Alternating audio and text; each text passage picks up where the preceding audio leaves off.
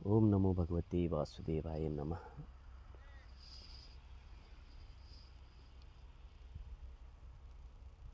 सभी साधकों को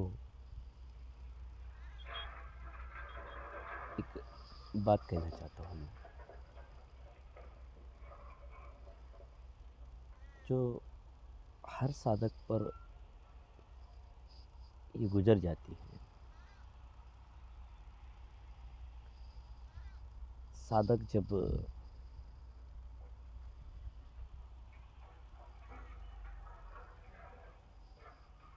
साधना में आरूढ़ होता है,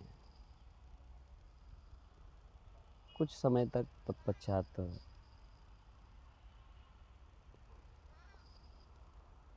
जब साधना से अलिप्त होकर बैठ जाता है, अक्सर ऐसा नहीं होता, कभी कभी तो उसको इतनी उदासी होती है, इतनी उदासी कि उस उदासी को दूर करने के लिए बेचारा कहीं मंदिर जाता है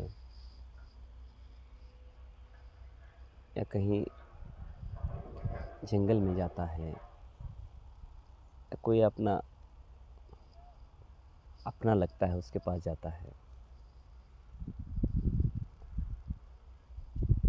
वो इतना उदास होता है, इतना उदास होता है कि उसको कहीं भी दिल नहीं लगता है, मन नहीं लगता।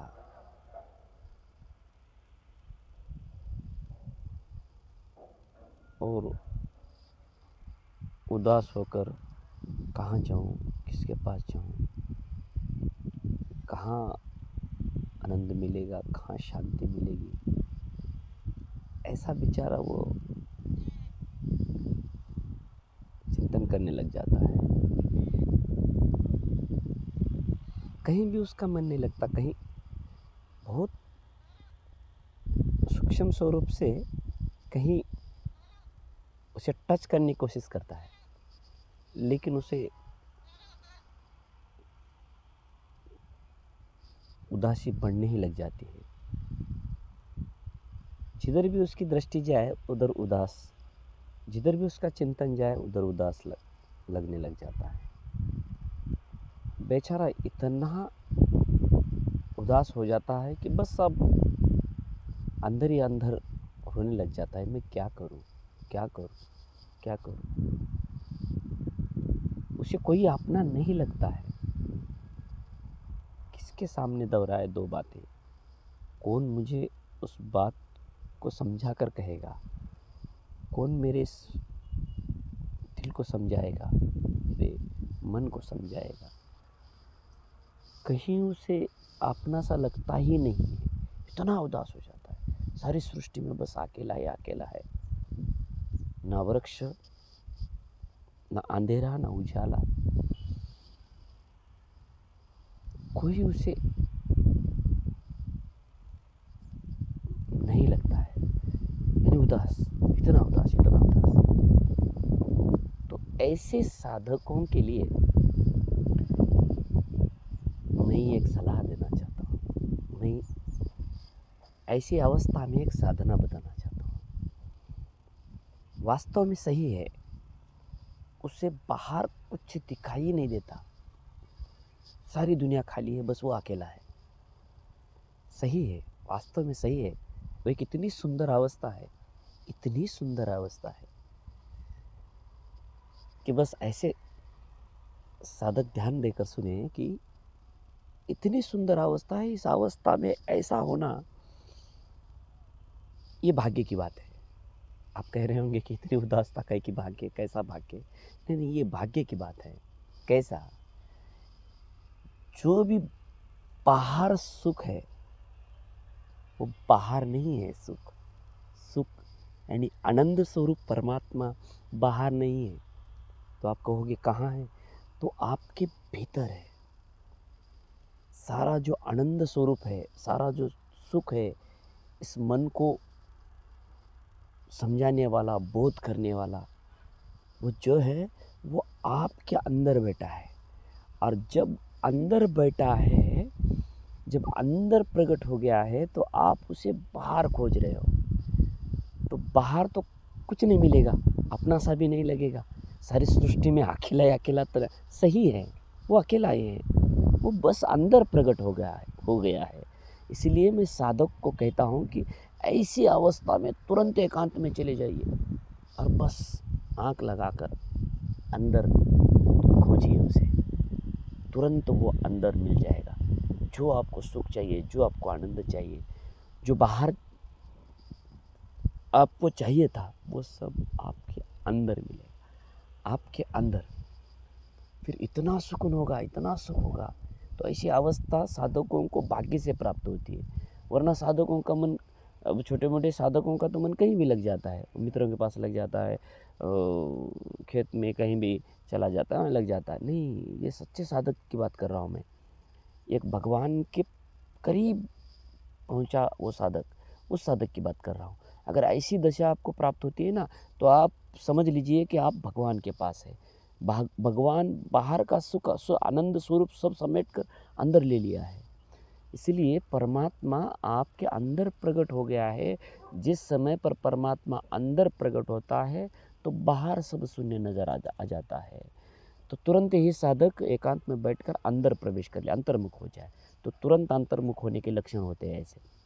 और जब आपको बाहर आनंद लगने लग जाएगा और अंदर कुछ नहीं है, तो उस समय साधना में बैठ के भी कोई फ़ायदा नहीं है, ध्यान रहो।